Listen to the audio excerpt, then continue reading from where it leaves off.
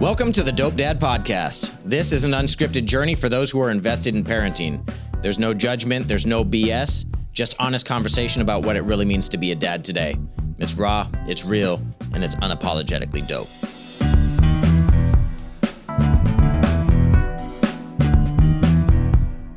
What's up from Arizona, everybody? You're tuned into the Dope Dad Podcast. I'm your host, OJ. We're here at Podwork Studios in Mesa, Arizona. Shout out to my producer, Bill, once again. I couldn't do it without you, brother. So through my show, you're going to hear all sorts of funny stories, some amazing stuff, some hilarious guests, some emotional guests. There's going to be tons of highs and lows, always real content. Today's episode is going to be a little bit of a hard hit for me because it resonates deep with me, and I'm sure that there's people out there that share a similar experience. So I'm going to do a little storytelling here, and I'm going to take you guys back to 2006, man. And I had moved to Arizona. I met my wife, like I said, shortly after moving down here. So we had been together for, a few months, and we got pregnant, man. Like it happened fucking fast. I found out how it happened, which was pretty awesome. But yeah, man, it was unexpected, man, and it was early. It was right out the gates. My wife's Mexican. Boy, her parents did not necessarily approve of the fast action or the white guy with tattoos. They fucking love me now, but back then it was a bit of a different dynamic. And so it hits, man. Like I'm about to be a dad. It's crazy. Like what? Me? Now?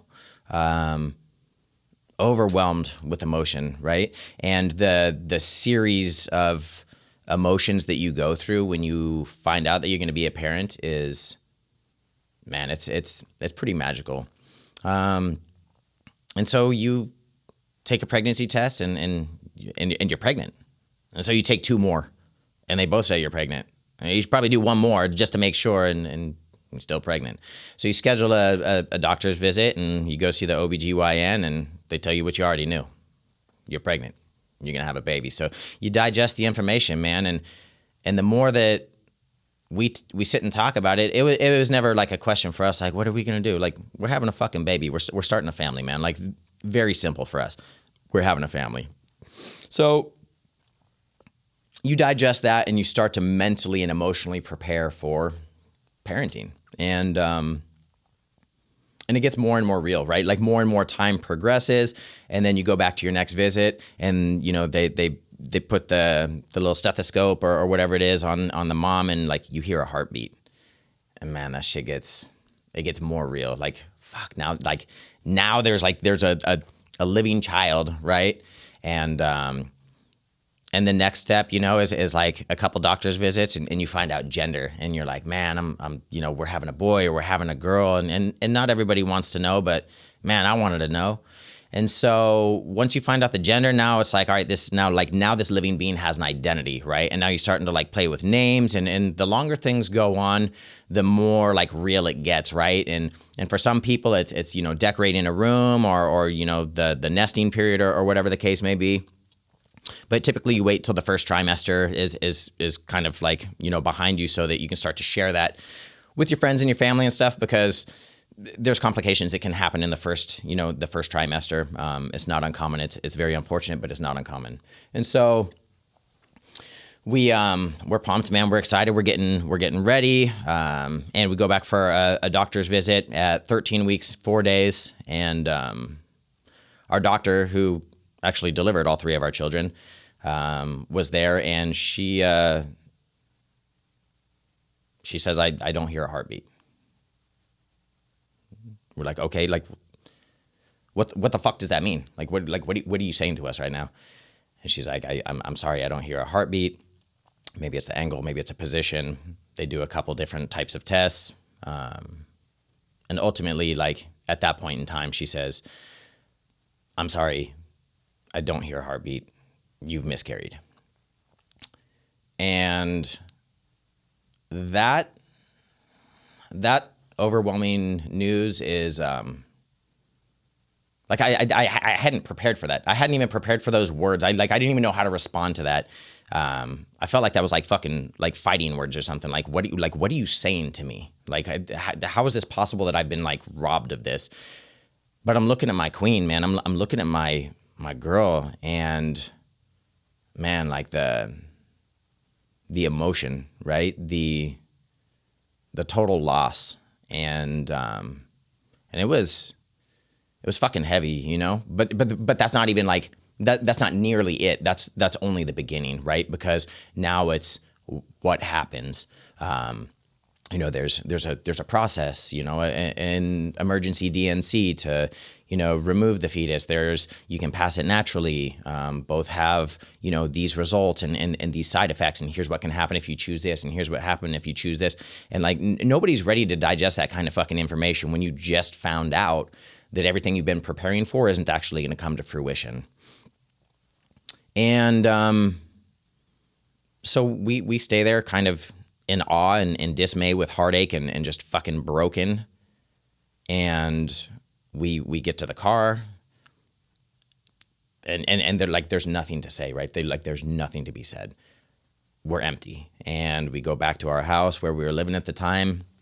And she's so broken. She's sobbing. She is immediately self-reflecting and self-analyzing what she had done wrong, what could have been done differently to carry this child to term. Like, it's immediate, like, self-inflicting wounds, you know, because she just can't like comprehend what's transpiring.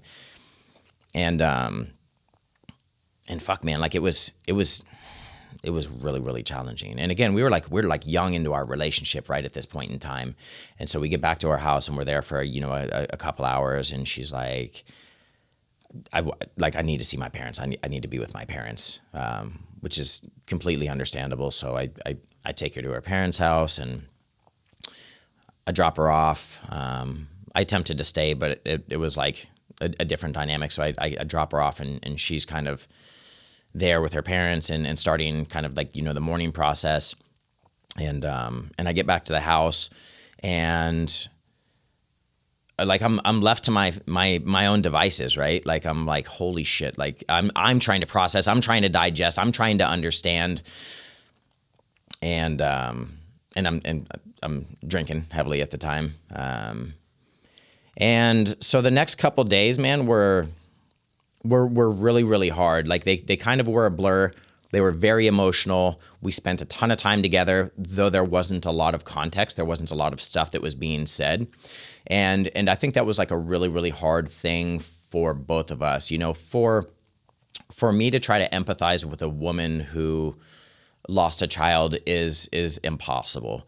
But I try to grasp my hands around, you know, the idea of what it's like for a woman who's expecting to be a mother, who's embracing motherhood, and who loses that child, because there's nothing that you can say as a man, or a woman for that matter, but me being a man and trying to be this power, this support, this almighty like shielder of bad things for my queen, and protect her from the emotional damage, and not to mention the physical damage that comes with that as well, is fucking impossible. I'm realizing that through my attempts, there's nothing that can be said.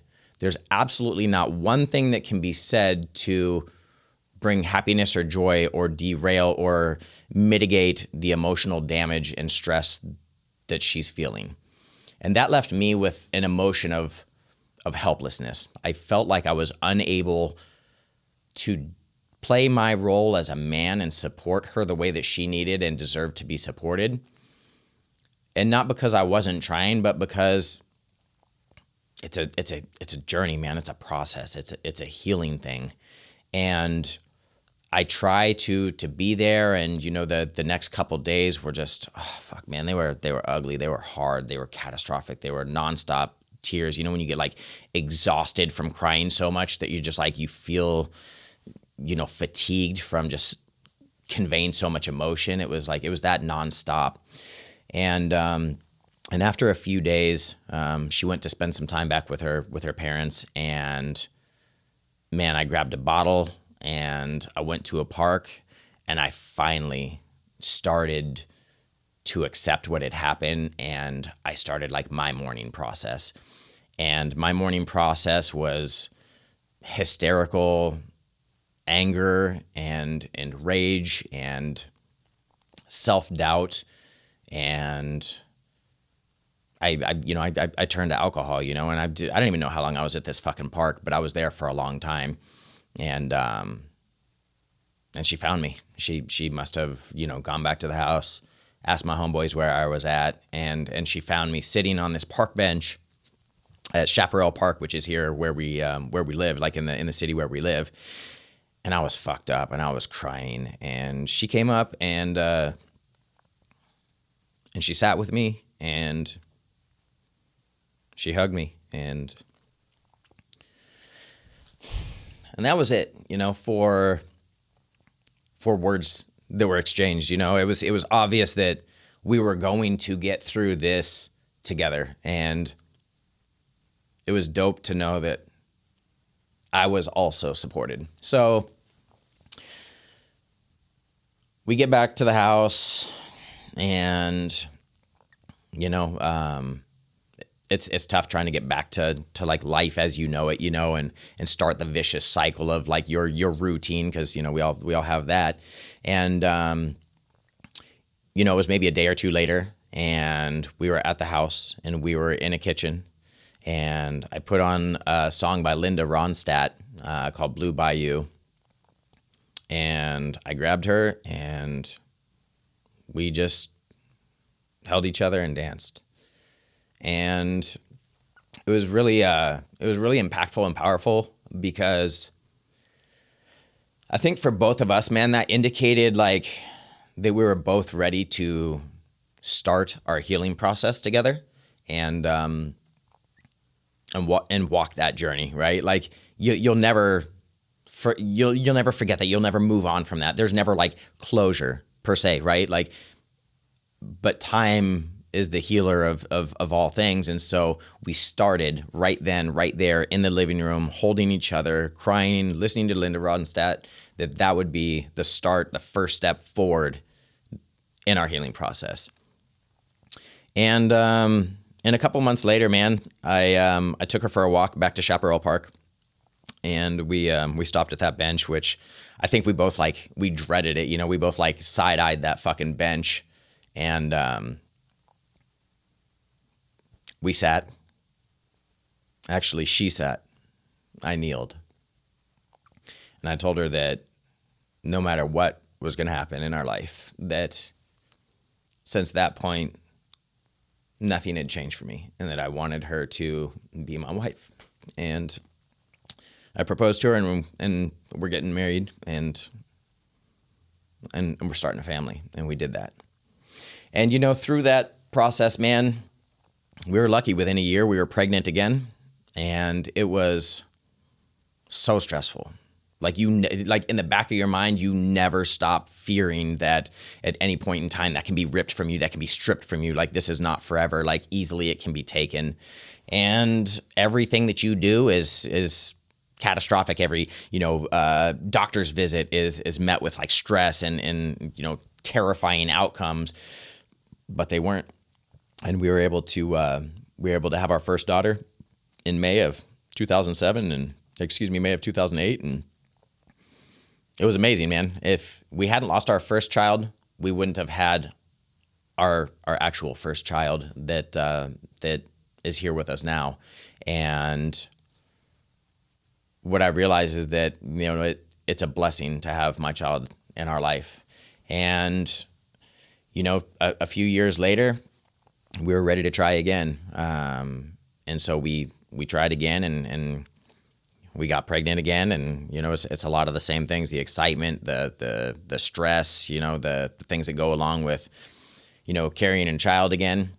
And we got 2 months in, and we lost that child.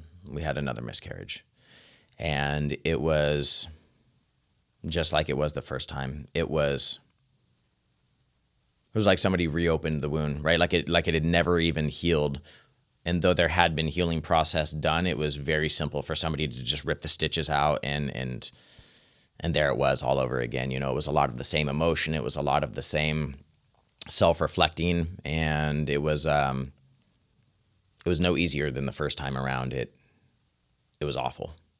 And it tried us. It challenged us. It put pressure and emotion on our marriage, especially with another child in the house. Like, the dynamic had changed, and it was equally challenging to navigate. And shortly after we miscarried, we got pregnant again, like within a year. And it was the same emotional roller coaster and not knowing what was going to happen, what was going to be the outcome. Every doctor's visit is terrifying and stressful and anxiety ridden, and we're terrified to tell family members or anybody for fear of this news happening again. And we ended up, you know, carrying a second child, and, you know, a few years later, we had our second daughter, and it was a blessing. It was amazing. She's incredible, man. She's intelligent, witty, beautiful, like all the things we could ever imagine. And the thing is, if that first miscarriage hadn't happened, Carradine, my oldest daughter, wouldn't exist. If the second miscarriage hadn't happened, Hisela, our middle daughter, wouldn't exist. And so 2 years later, we get pregnant again. And a couple months in, same thing, terrifying doctor's visits, super stressed out, and it happens. We lose another pregnancy. We have another miscarriage. So at this point, we've lost 3, and it's no different. It's the same thing. It's the raw fucking emotion. You can't get away from it. You can't hide from it. You have to face it. It challenges our marriage once again. It puts a fucked dynamic between like us and the kids. It's, you know, you don't tell the kids that you're pregnant, that they're going to be a big sister. You don't tell the family members anything, because it's like, it's embarrassing. It's humiliating. It's fucking defeating. It's theft. Like, somebody's taking something from you and you can't fight back. You can't do anything about it. It's nature doing what nature does, and it's fucking breaking. Like, every single time it's breaking, and over again, it's like nothing has changed. The wound is there. The scars are there. You wear them visibly. And again, as a man, like, there's nothing I can do. Like, there's nothing I can do to help or to provide support or comfort or like pull her, my queen, from this dark place that I'm also in misery. I'm also mourning. I am fucking broken at this point. And shortly after, we get pregnant again. And so this is our 6th pregnancy at this point. And we see this child to term, man. Like, it's emotional. It's crazy. It's stressful. It's all of the things. We're reluctant to buy baby clothes or get a crib ready for fear of what could potentially happen. I mean, like, the most absurd fucking thoughts run through your head in crazy scenarios because of what's already happened. And we give birth to Krisha, our youngest daughter, and man, she's fucking amazing. She's a Libra, bro. She really is like the balance to our family. She's fun. She's energetic. She's truly just like this, like, shining bright light, which a lot of the rest of us kind of don't possess those skills. But it was at that point, man, that we had discussed it, that, what's going to be the outcome here? We're going to have more kids. And the fact of the matter is that each time those miscarriages happened, man, it left such a wound that we realized was like irreparable, right? Like, it'll never, ever be gone. It'll never heal completely. It'll never leave us. And it put so much challenge and stress on us that we weren't willing to revisit that again. And that was it. We stopped at 3. Now, later on in life, our kids are getting older, and I can't help but wonder what it would be like having, another child, or maybe like a little boy, a half version of me, which would be really cool. And I'd be totally down to have, another daughter, but ultimately, like, that just wasn't in our hands. But I think what I wanted to I guess, convey today through talking about this or telling this story is that, you know, miscarriages are real. They happen often. It's heartbreaking. It's unfortunate. It's so fucked up. It's such a terrible thing for anybody to have to go through. But I think like there's such a magnifying on what happens when the woman goes through what the woman goes through, that it's hard for a man to talk about how helpless he feels during a miscarriage or when that situation is transpiring, because we pride ourselves on being this strong protector and shielding those that we love from harm and emotional stress, physical stress, like anything like that, right? And I can't think of a scenario that a man is really more helpless than that, because there's nothing that can be said and there's nothing that can be done. And it's something that time has to take its course.